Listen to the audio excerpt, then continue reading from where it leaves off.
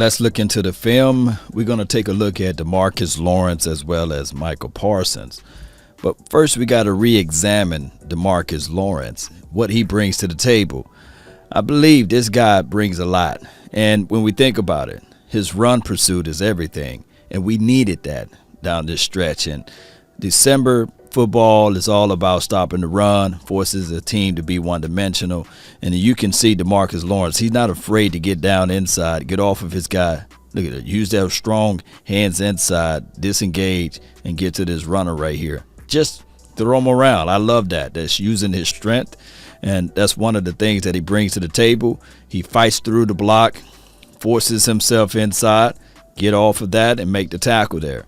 I think he graded like right at 90 or 92 in this particular game against the Tampa Bay Buccaneers as it relates to stopping the run. Now, pass pro, I don't like him that much dropping into coverage. This was the first time we got a chance to see him and Parsons out there in the field dropping back in coverage.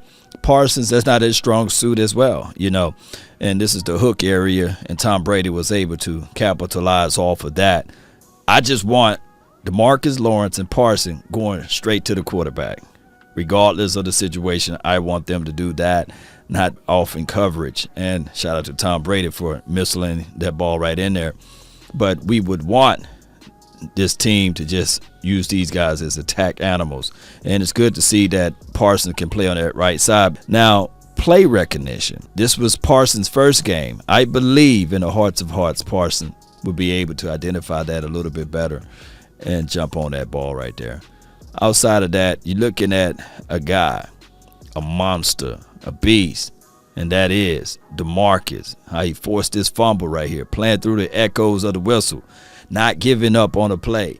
Watch how he shoot through his block, shoot through it, disengage, fight to the ball, knock that ball out. Yeah, that's a forced fumble right there. Look how that ball is on the grass. Hey, yeah. We like that. Never giving up on the play, and that's what Demarcus Lawrence brings to the table. I like seeing that, Cowboy Nation, and I can't wait to see Demarcus Lawrence in this Saints game and the games beyond that too. Demarcus Lawrence fighting through. Watch how he fight down, go downhill, and make the tackle down there. Playing through the echoes of the whistle. You see it right here, Cowboy Nation. He calls out the defense there, shoot right down there, and make this tackle here. Look, for him to pursue and close in on this, look, all of these jerseys right here. LVE, what are you doing? 97, I believe, is right here. 94 and 6 is already engaged. How in the world he make this tackle way over here? Because he's fighting through the echoes of the whistle, right? Shoot through there, make that tackle. Don't give up on the play. Never abandon the situation there. And, of course, this forces team to now look at it differently. Let's put 2 tight ends on him. Let's slow this man down. I like this when you compromise the offense there, bringing in an extra guy to help solidify that approach right here of you running the ball. So I love it because now you're dictating what the team is trying to do as it relates to a run pursuit. Now, although they got good yards off of it, you're still taking on 2 players. I love it, and he squeezes off that edge there. So dictations is everything. What do this mean? Well, on this play, you can't double team everyone. And when we look at Parsons, man, we can see he pretty much created the pressure here. And if T. Diggs was on his good levels, he would have caught this pick 6 right here. But it's all good, man. Everybody go through their slumps or what have you. But watch how Parsons is able to shoot off this edge here, put pressure, hit the quarterback still, make him feel it.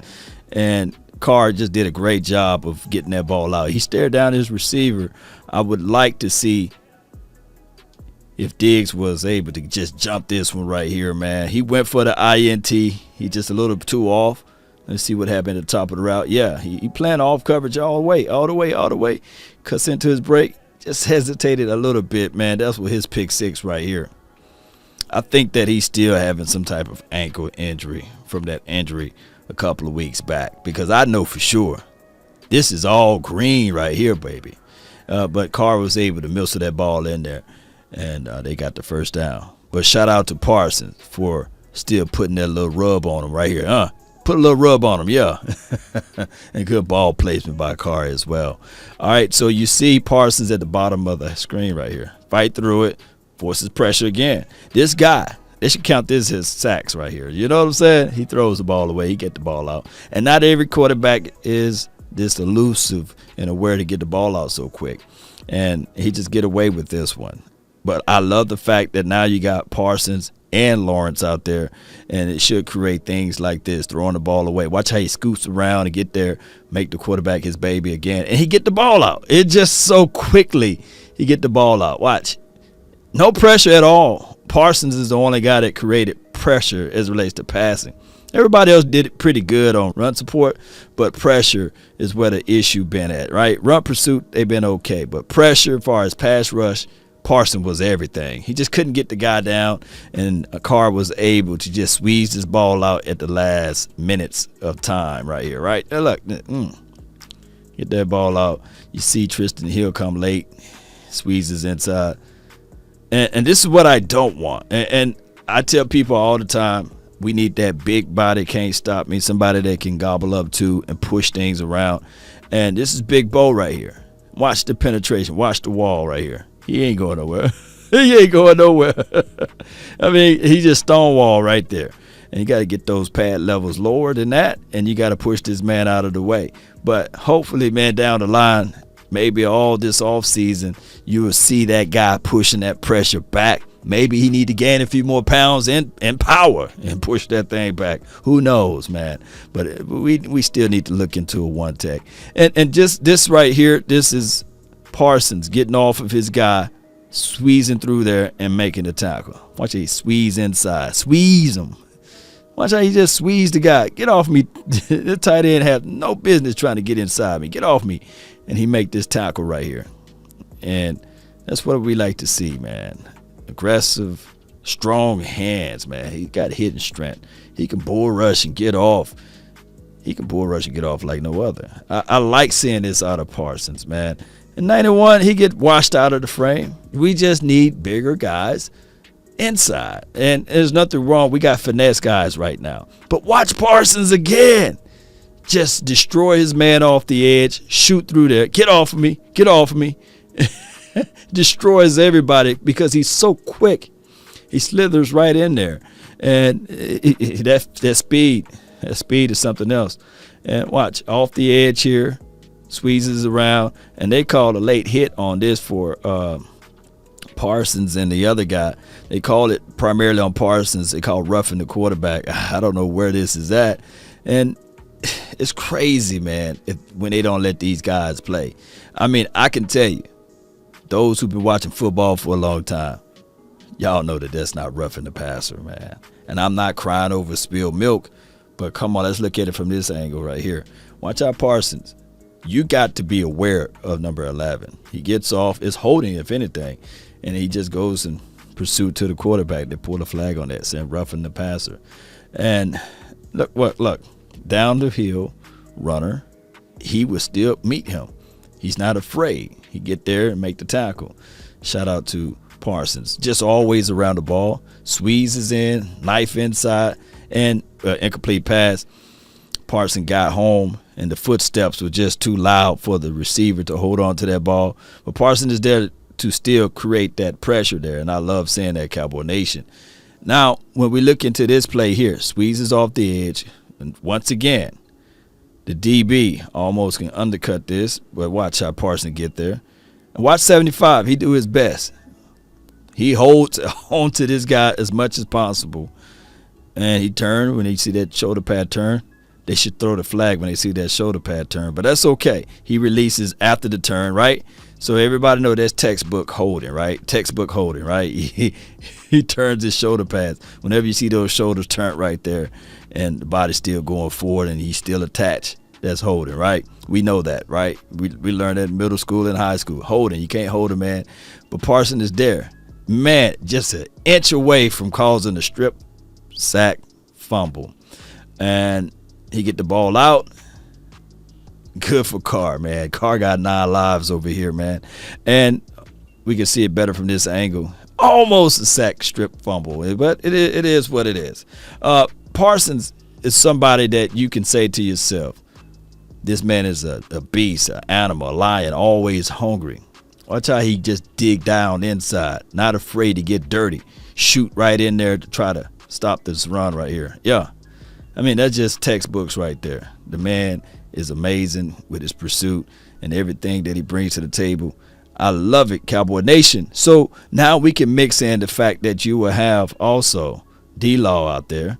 Watch out, Parsons. He finds the runner there, squeezes in there, and make this tackle right here. Just fantastic.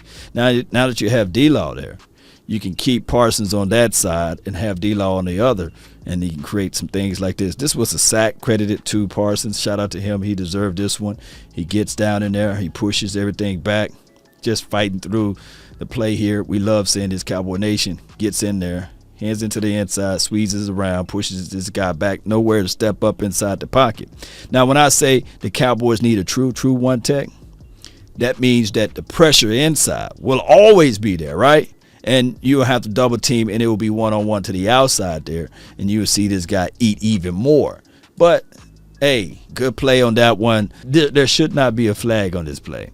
And, of course, we understand. We're not going to cry over spilled milk.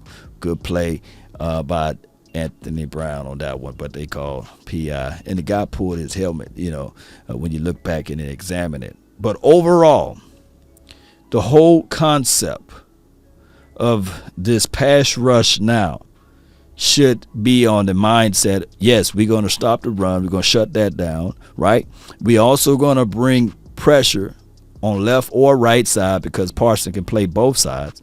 And we got a consistent situation with D-Law because at the end of the day, if you try to double team D-Law, somebody in the interior should be able to eat. Somebody need to step it up from the interior.